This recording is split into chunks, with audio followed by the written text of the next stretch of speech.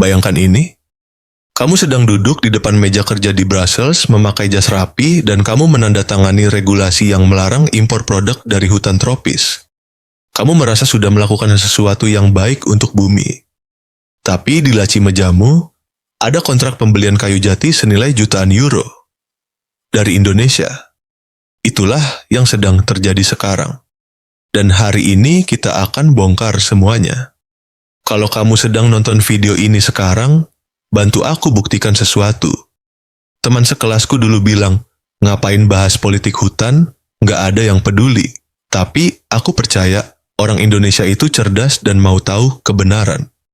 Tunjukkan ke dia bahwa kita peduli dengan nasib negeri sendiri. Like dulu, subscribe sekarang sebelum kita mulai. Assalamualaikum, selamat datang kembali. Oke, kita mulai dari fakta yang mungkin belum banyak kamu tahu.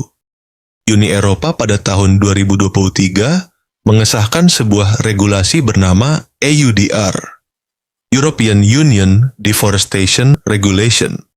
Regulasi ini secara resmi mulai berlaku pada Desember 2024, meskipun implementasinya sempat ditunda. Isinya sederhana, tapi dampaknya luar biasa. Semua produk yang masuk ke pasar Eropa, mulai dari minyak sawit, karet, kayu, kopi, kakao, daging sapi, sampai kedelai, harus bisa dibuktikan tidak berasal dari lahan yang mengalami deforestasi setelah tahun 2020. Kedengarannya masuk akal kan? Siapa yang mau hutan hilang? Tapi tunggu dulu. Ada bagian dari cerita ini yang sengaja tidak diceritakan oleh media Eropa. Dan bagian itulah yang akan kita bahas hari ini. Indonesia adalah salah satu negara yang paling keras terdampak regulasi ini. Kita punya kelapa sawit, kita punya karet, kita punya kayu. 3 komoditas itu semuanya masuk daftar produk yang diatur EUDR.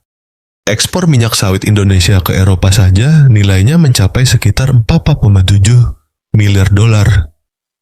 ATTS per tahun sebelum regulasi ini mulai memperketat persyaratan. Itu angka yang besar. Itu lapangan kerja. Itu pendapatan petani di Kalimantan, di Sumatera, di Papua. Tapi Eropa bilang, maaf, kalian merusak hutan. Nah, disinilah ceritanya mulai menarik. Coba kita lihat data dari UN Comtrade, Lembaga Statistik Perdagangan PBB. Pada tahun 2022, Jerman mengimpor kayu olahan dari Indonesia senilai lebih dari 200 juta euro. Italia membeli furnitur kayu tropis dari Indonesia dalam jumlah besar setiap tahunnya. Belanda, yang menjadi pintu masuk utama produk Asia ke Eropa, mengimpor kayu dan produk berbasis hutan Indonesia secara konsisten selama 1 dekade terakhir. Jadi begini logikanya. Eropa melarang produk yang dianggap merusak hutan, tapi Eropa tetap membeli kayu dari hutan itu. Kamu nggak salah baca. Mereka membeli kayunya, lalu menyalahkan kita karena menebang pohonnya. Ini bukan tuduhan tanpa dasar. Ini ada dalam data perdagangan resmi.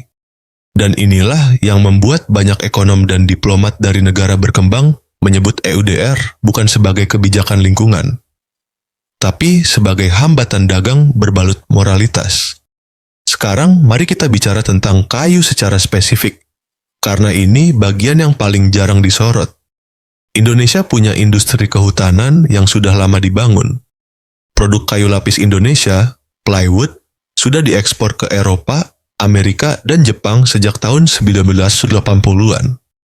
Nilai ekspor produk kayu Indonesia ke seluruh dunia pada tahun 2022 mencapai sekitar 12 miliar dolar AS. Ini bukan industri kecil. Ini adalah salah satu industri manufaktur berbasis sumber daya alam terbesar yang kita punya. Dan sebagian besar kayu yang diekspor itu sudah bersertifikat. Indonesia punya sistem sertifikasi kehutanan sendiri yang disebut SVLK, Sistem Verifikasi Legalitas Kayu. Sistem ini diakui oleh Uni Eropa sendiri dalam perjanjian bilateral yang disebut FLEGT, Forest Law Enforcement, Governance, and Trade, yang ditandatangani sejak 2016. Artinya apa? Artinya Indonesia sudah membangun sistem pelacakan kayu legal jauh sebelum EUDR lahir. dan Eropa sudah mengakui sistem itu secara resmi. Tapi kemudian EUDR datang dan seolah-olah mengabaikan semua itu. Negara-negara yang sudah punya perjanjian FLIGT dengan Eropa tetap harus memenuhi persyaratan EUDR yang sama dengan negara yang tidak punya perjanjian apapun. Coba bayangkan kamu sudah ujian, sudah dapat nilai bagus, sudah dapat sertifikat kelulusan. Lalu tiba-tiba ada aturan baru yang bilang sertifikat itu tidak cukup dan kamu harus ujian lagi dari nol. Frustrasi kan? Itulah yang dirasakan eksportir kayu Indonesia sekarang. Menteri Koordinator Bidang Perekonomian Indonesia, Airlangga Hartarto, secara terbuka menyebut EUDR sebagai regulasi yang diskriminatif. Pemerintah Indonesia sudah mengirimkan surat resmi kepada Komisi Eropa. Malaysia melakukan hal yang sama. Brazil juga. Bahkan Amerika Serikat dan Australia menyuarakan keberatan. Bukan karena mereka anti lingkungan, tapi karena regulasi ini dianggap tidak adil secara teknis dan ekonomi. Dan disinilah kita perlu berhenti sejenak dan bertanya satu pertanyaan yang penting. Siapa sebenarnya yang bertanggung jawab atas deforestasi global? Menurut data dari Our World in Data yang mengacu pada penelitian ilmiah berbasis citra satelit, sekitar 38% deforestasi tropis global didorong oleh permintaan konsumsi dari negara-negara kaya, termasuk Eropa dan Amerika Utara. Orang Eropa makan coklat dari kakao Afrika Barat dan Amerika Selatan. Orang Eropa makan daging sapi dari Brasil.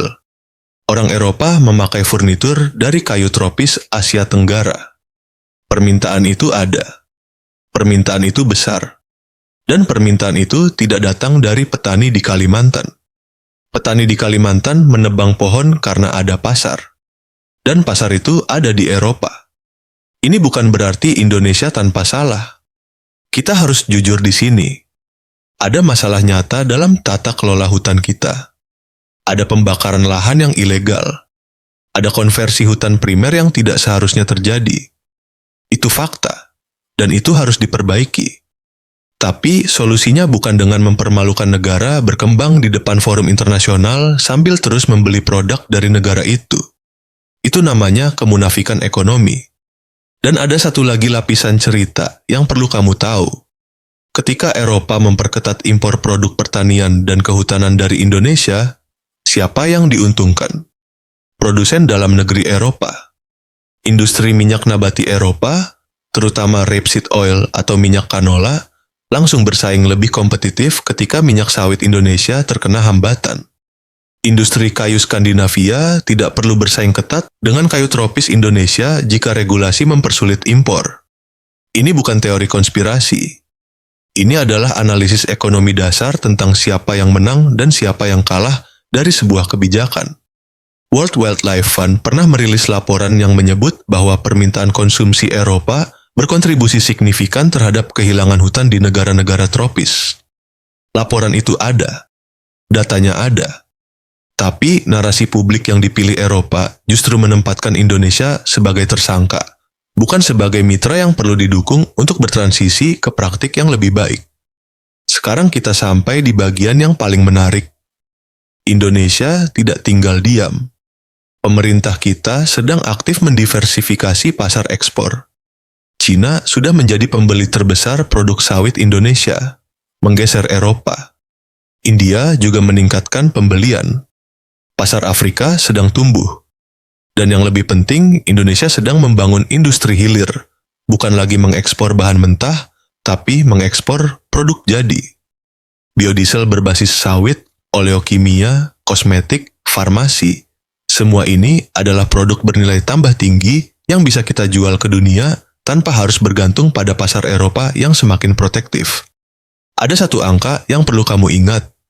Pada tahun 2023, Indonesia mengalihkan sekitar 1,2 juta ton minyak sawit yang sebelumnya diekspor ke Eropa menjadi bahan bakar biodiesel untuk konsumsi domestik dan regional.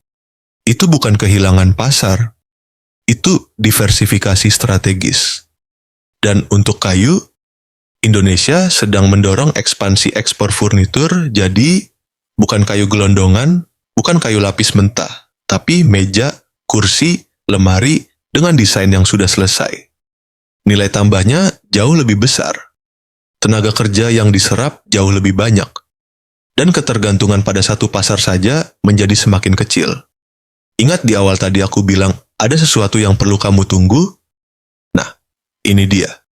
Eropa sedang mengalami masalah serius dengan rantai pasokan mereka sendiri. Setelah pandemi, setelah perang di Ukraina, setelah berbagai gangguan logistik global, banyak industri Eropa menyadari bahwa mereka terlalu bergantung pada bahan baku dari luar.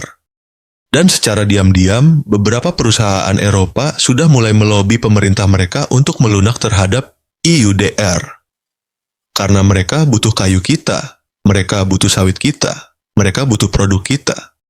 Penundaan implementasi EUDR yang terjadi beberapa kali bukan semata-mata karena alasan teknis.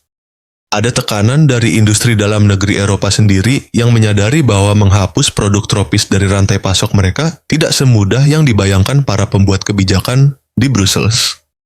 Jadi apa yang seharusnya kita, sebagai orang Indonesia, ambil dari semua ini?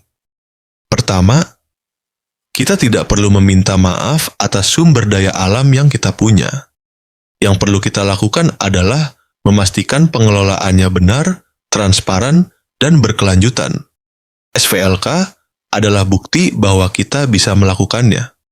Kedua, jangan biarkan narasi tentang Indonesia dibentuk oleh pihak yang punya kepentingan ekonomi di balik narasi itu. Kritik itu perlu, tapi kritik yang datang dari pembeli kayumu sendiri harus kamu baca dengan lebih kritis. Ketiga, pasar dunia sedang bergeser. Asia adalah masa depan. Afrika adalah pasar yang tumbuh. Indonesia punya posisi yang sangat strategis kalau kita bermain dengan cerdas. Eropa boleh membuat regulasi, tapi Indonesia juga bisa membuat keputusan. Dan keputusan terbesar yang bisa kita buat adalah berhenti minta izin kepada mereka yang selama ini membeli hutan kita dengan satu tangan sambil menunjuk kita dengan tangan yang lain. Kalau video ini membuka matamu hari ini, share ke satu orang yang perlu tahu cerita ini. Subscribe kalau kamu mau terus dapat informasi yang tidak kamu temukan di media mainstream. Dan tulis di kolom komentar. Menurut kamu, Indonesia harus balas bagaimana? Sampai jumpa di video berikutnya. Wassalamualaikum.